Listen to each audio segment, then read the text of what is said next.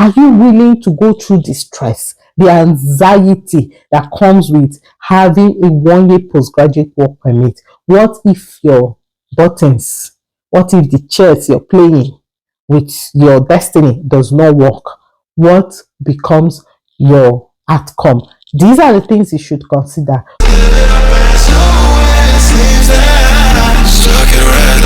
Hey guys, welcome back to another video. Welcome back to my YouTube channel. My name is ADEADA.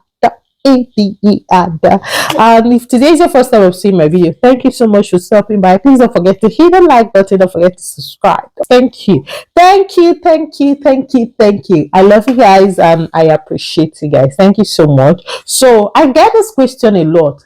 Ada, are you doing a 1-year program? Oh, is 1-year program enough? Ada, what do you think? I got an offer, but it's just a 1-year program. What do you think? Is it enough to come to Canada? Guys, I'm currently doing a 1-year program, but I intend to do a 2nd-year program so I can get my 3 years postgraduate work permit. Now, I'll state it out there. People don't tell you the risk involved. If you're below 30, then you can do 2 years program. It's up to you. If you're above 30, it's still up to you to know if you want to do a 1-year program or a 2-year program. But if you're in provinces like Manitoba, New Brunswick, Saskatoon, Prince Edward Island, Nova Scotia, I think I am not an immigration consultant, guys. So whatever I tell you here, please take it with a pinch of salt. So if you are in any of these provinces that I have mentioned, I feel like a 1-year program should be enough. Now, ask me why.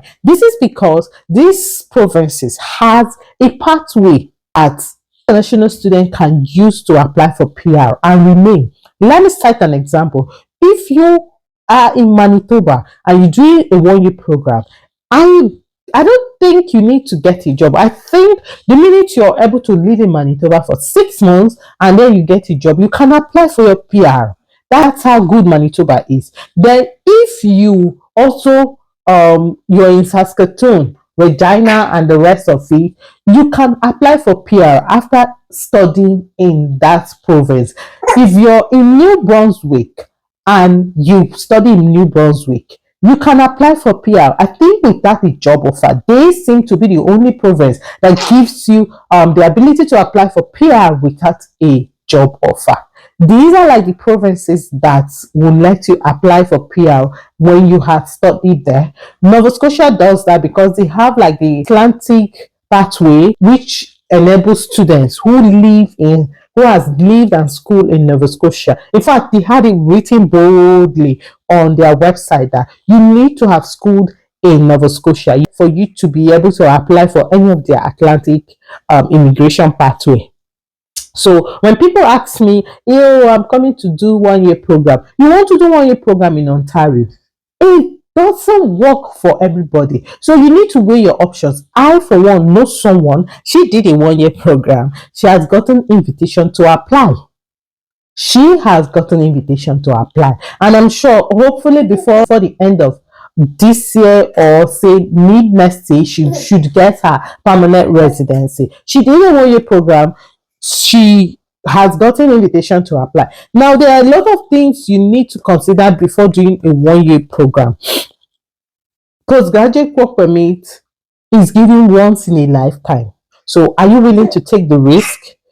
If you're a couple and you want to do a 1-year program, it is, I don't know the word to use. It's a 50-50 chance. So if you do it and it works out for you, good. But if you do it and it doesn't work out for you, then your other partner is bound to probably go back to school, so that way, that's the only way you guys can remain in the country. But when you want to do it as an individual, as someone that is alone, you don't get partner, you don't get husband, you don't get wife, and you want to do a 1-year program, be certain that you have, tick all your boxes to be sure that when you do it, when you take that risk, and if it works out for you, it's going to end well. Or if it doesn't work out for you, what is your next step? What is your next option? These are the things you need to consider before embarking on the journey of doing what? A 1-year program.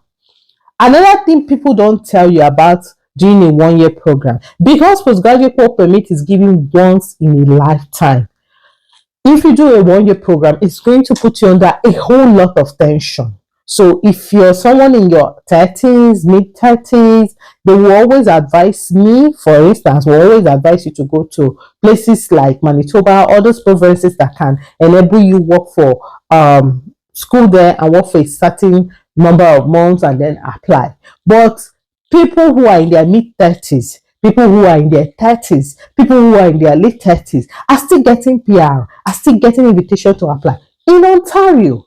So why do you think it's not doable? If you ask yourself that question. So these are the things you should consider.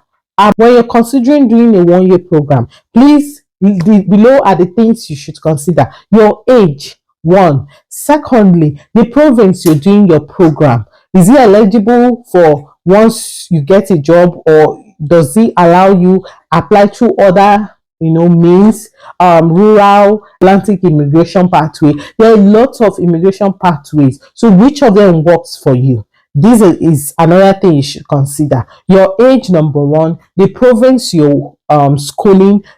Thirdly, other things like, oh, if I decide to do a 1 year program in this city, what are my options? What are the nearest pathway? What are the things I need to do? Or what are the things that will enable me apply for PR? So when you consider all these things, then you will sit down and decide by yourself if you want to do a 1 year program or a 2 year program. Yeah, doing a 1 year program is achievable. I've seen people do it. Now, I told you of someone that did a 1 year program and got invitation to apply. Mind you, this person was already in the express entry pool. This person already had their IELTS written. They had done all the other documentation in the express entry pool. All the person wanted was just to claim the score that he or she had schooled in Canada. He or she lives in Canada. That way, he or she will claim the score and then add it and then get their score boosted. And luckily for this person got a full-time job. So getting a full-time job added 50 marks to the person's express entry point, and this also boosted this person's score. So these are the things you should consider. What is my age? What province? What in the province I'm schooling? What are the pathways to get PR? Do I have a full-time job, or can I get a full-time job before my 1 year postgraduate work permit runs out? Can I get invitation to apply before my 1 year postgraduate work permit runs out? If it finally runs out, maybe you're a married couple, is my partner willing to go to school? Is it sustainable? These are the things you should consider before embarking on that journey. If you ask me, it's a 50-50 thing. People have done it and gotten PR. Some other people have done it and run out of time and decide to try other options. For me, personally, I cannot advise you on what to do. Sit down, analyze it one after the other, tick your boxes one after the other, know where you fall, the category you fall in. Are you in the category of those who has not written IELTS? Because if you're doing a 1 year program, you need to be proactive for you to get PR at the end of your study. So you need to be proactive. Are you one of those who has not written IELTS? Are you one of those who age is not on your side? When even if you've written IELTS and you get the highest band score, will the age depreciate your score? Will it reduce your score in the express entry pool? This is something you need to consider. Another question you should ask yourself: my program and my province, does it allow me to apply immediately after school? This is another thing you should consider. Then finally, another thing you will consider is what? At the end of the day, will I get a job that will allow me? Because most employers here will not agree to sign for you. This is why when you're applying for some jobs, they will ask you, oh, would you need sponsorship or something? Then you will not tick yes or no. So most employers here do not give room for sponsorship. They don't even agree, because there are certain criteria these companies need to meet before they will sign for you to say they are sponsoring you, or they are signing that paper that will enable them sponsor you so you can get PR because you're working for them. These are the things you should consider. Sit down, consider it. Finally, on the list is, are you willing to go through the stress, the anxiety that comes with having a 1 year postgraduate work permit? What if your buttons, what if the chess you're playing with your destiny does not work? What becomes your outcome? These are the things you should consider. When you are done considering it, when you had sit down and ask yourself all these questions, then you will decide if you want to do a 1 year program, or if you want to go further to do a 2 year program so that you can get 3 years. Getting a 3 years postgraduate work permit is also not a guarantee that you will get PR. Did you hear? It's also not a guarantee that what you will get what PR. It just gives you enough time, enough room for you to plan yourself, know what to do, arrange your documents, see if you can get into the express entry, see if you can get a job so you can claim that point, and then get your documents ready and apply and see if you can be invited. So getting a 3 years postgraduate work permit is not a guarantee that you'll get PR, but it will ease the tension, it will ease the stress, it will ease off the anxiety that comes with knowing that, oh, by this time next year I should be heading back to Nigeria or looking for an alternative means of remaining in the country. So when you have planned out all these things, check it, tick off on your list what you want to do, then you decide if it's a 1 year program or if it's a 2 year program you want to do. I hope this answers your questions. For every one of you who keep asking me that question, please, I cannot advise you whether to do a 1 year program or to do a 2 year program, because I am not an immigration consultant. I am just a student where they go school, where they YouTube, they try make ends meet. I am not an immigration consultant. I am not an immigration consultant. So please, please do not ask me, because I myself, I define help too. I do not know the answer to that question. The only thing I know is that this program gives you a 3 years work permit, which gives you enough time to think through your life and know what you want to do with your life. While a 1 year program gives you a 1 year work permit, which would, make you decide if you want to stay or not. It's up to you.